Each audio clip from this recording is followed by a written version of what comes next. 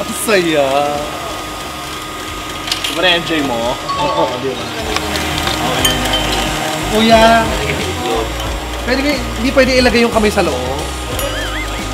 Tingnan mo to ha. Ang tagal na namin nag-antay sa'yo. Ang tagal mo din maghalo. Grabe. So, Mari, ano ba yung niluluto nyo? ay, nilagang kare-kare. Binubuan. Oh, sa baking talaga, kailangan mo talaga mag-antay ng ano, yung minutes, yung oras, di ba, no? Yung saktong paghahalo-halo.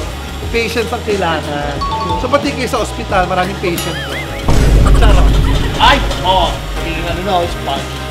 Ano? Sponge. Ano lang yan? Asukal tsaka itlog. Oo. Ang galing mo. Pero kung white egg lang yan, basta angat. Ang galing mo.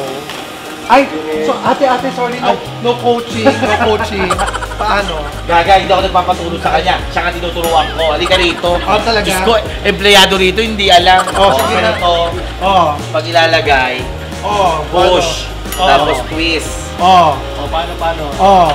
Oh. Pataas, then twist. Oh. Ayan. Push pataas, then twist. Oh, paano ngayon ibababa yan? Diyos ko. Oh. Ano ba to? Kailangan kasi ang itlog binabate para maganda. Diba? Dapat magaling ka, magandang yung binabate yung itlog. Talaga ba?